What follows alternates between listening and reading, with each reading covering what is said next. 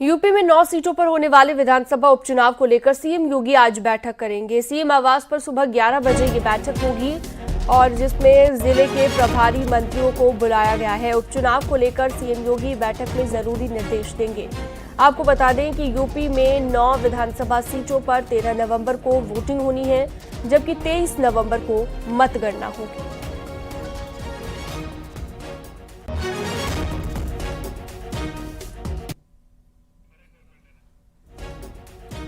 तो आज एक महत्वपूर्ण मीटिंग लेने वाले हैं मुख्यमंत्री योगी आदित्यनाथ। आने वाले उपचुनावों के लिहाज से काफी महत्वपूर्ण इसे बताया जा रहा है।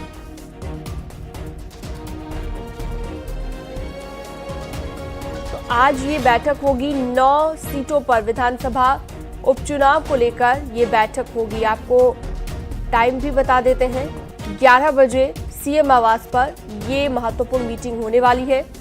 उपचुनाव को लेकर सीएम योगी बैठक में जरूरी निर्देश देंगे। 9 विधानसभा सीटों पर 13 नवंबर को वोटिंग होनी है, जबकि 23 नवंबर को काउंटिंग होगी।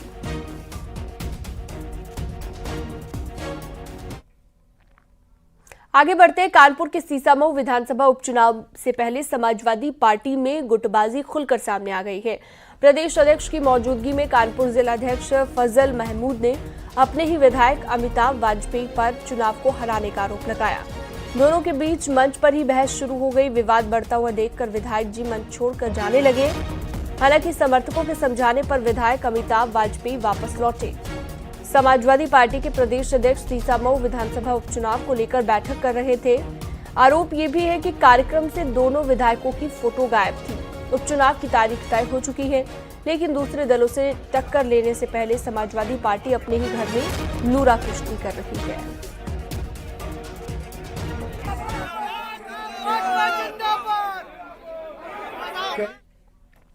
यूपी में विधानसभा की 9 सीटों पर 13 नवंबर को चुनाव होना है। ऐसे में बीजेपी और विपक्ष में वार पलटवार लगातार जारी है। अखिलेश यादव ने मिल्कीपुर को लेकर जहां बीजेपी के डरने की बात कही थी, वहीं भूपेंद्र चौधरी ने उसका जवाब दे दिया है। इमरान मसूद के भड़काऊ बयान पर भी बीजेपी ने पलटवार किया है। सुनिए।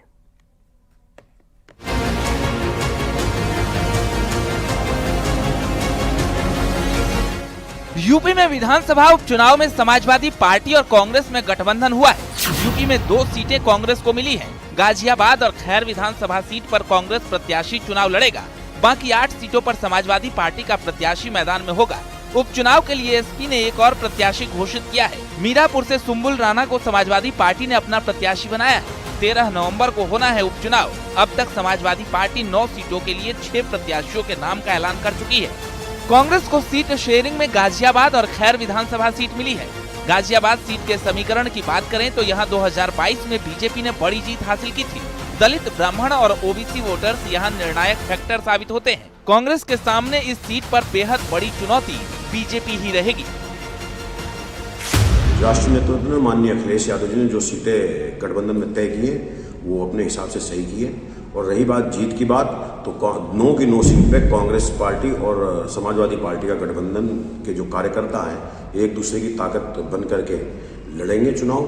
क्योंकि हमें सीटों से मतलब नहीं, हमें मतलब है कि समाजवादी का पार्टी का प्रत्याशी और कांग्रेस का प्रत्याशी जहां भी होगा पूरी ताकत के साथ दोनों पार्टी गठबंधन के रूप में चुनाव लड़ेगी। मिल्कीपुर विधानसभा उपचुनाव को लेकर अखिलेश ने कल बीजेपी पर निशाना साधा था। अखिलेश ने कहा कि बीजेपी के तमाम आंतरिक सर्वे में भी ये रिपोर्ट आ रही थी, इसलिए वहां पर हार के डर से चुनाव टाला गया। अखिलेश के आरोपों पर प्रदेश बीजेपी अध्यक्ष भूपेंद्र चौधरी ने कहा कि बीजेपी नहीं बल्कि समाजवादी पार्टी हार के डर से घबराई हुई है, इसलिए वो मिल्कीपुर का उपचुनाव रोकने की कोशिश कर रही है। एसपी सांसद अवधेश प्रसाद के वकील ने केस वापस लेने का विरोध किया। मिल्कीपुर का चुनाव उनके अपने सर्वे में वो हार रहे थे। बीजेपी और उनके साथियों का जो इंटरनल सर्वे होता है उसमें वो हार रहे थे, इसीलिए उन्होंने पहले बीएलओ बदले, जिसमें कि पिछड़े पीडीए परिवार के सब बीएलओ हटा दिए गए, पीडीए परिवार के अधिकारी हटा दिए गए। उसके बाद फिर उन्होंने इंटरनल सर्वे कराया। मुख्यमंत्री जी कई बार गए, प्रशासन के लोगों को बुला करके राय मशवरा किया, इंटेलिजेंस से रिपोर्ट ली। जब उन्हें ये पता लग गया कि वो चुनाव हार रहे हैं, इतने खेल खेलने के बाद निश्चित रूप से समाजवादी पार्टी हताश है और निराश है, और कहीं ना कहीं मिल्कीपुर में चुनाव ना हो इसके लिए प्रत्यक्ष और अप्रत्यक्ष रूप से वो इसका प्रयास कर रहे हैं। आपने देखा होगा कल माननीय उच्च न्यायालय में जिस प्रकार से समाजवादी पार्टी के सांसद अवधेश प्रसाद जी के वकील और उनके अधिवक्ता महासभा के जिस प्रकार से लोग वकील उपस्थित हुए और उन्होंने इस याचिका का वापसी का विरोध किया, वो कहीं ना कहीं ये प्रदर्शित करता है कि समाजवादी पार्टी मिल्कीपुर सहित पूरे उत्तर प्रदेश में जो चुनाव हो रहे हैं उसमें हार अपनी सुनिश्चित मानती है।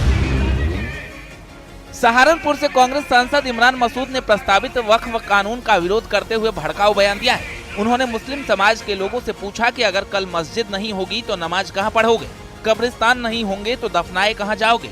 मुरादाबाद के कुंदरकी विधानसभा में होने वाले उपचुनाव के प्रचार के लिए आयोजित जनसभा में उन्होंने ये बातें कही। वहीं प्रदेश बीजेपी अध्यक्ष भूपेंद्र चौधरी ने इमरान मसूद पर पलटवार किया है। उन्होंने आरोप लगाया कि इमरान मसूद जैसे लोग समाज को बांटने वाले बयान देते हैं। उन्होंने एसपी और कांग्रेस पर वोट बैंक के लिए नफरत भरे बयान देकर समाज को बांटने का आरोप लगाया। आपको समझना पड़ेगा कि कल मस्जिद नहीं होगी तो नमाज कहां पढ़ोगे, कल कब्रिस्तान नहीं होगी तो दफनाए कहां जाओगे, कल ये खानकाहें नहीं होगी तो कहां बैठ करके मजलिसें होंगी, ये इमाम बाड़े नहीं होंगे तो कहां बैठ करके मुहर्रम की मजलिसें करने का काम करोगे। इमरान मसूद हो चाहे समाजवादी पार्टी के नेता हो, इनका जो दृष्टिकोण है और उस दृष्टिकोण में ये कहीं ना कहीं वोट बैंक के रूप में अपनी संभावनाएं देखते हैं, और इन्होंने हमेशा समाज में जाति, भाषा और सांप्रदायिक आधार पर तनाव पैदा करके वोट बैंक प्राप्त करने का काम किया है। हमारी सरकारें माननीय प्रधानमंत्री जी के नेतृत्व में सबका साथ, सबका विकास और सबके विश्वास के साथ आगे बढ़े। उपचुनाव को लेकर तमाम सियासी दल लगातार बयानबाजी कर रहे हैं। एसपी और कांग्रेस में सीट शेयरिंग के बाद अब चुनाव प्रचार में बयानों की धार और तेज होती दिख रही है। Bureau report, news 18।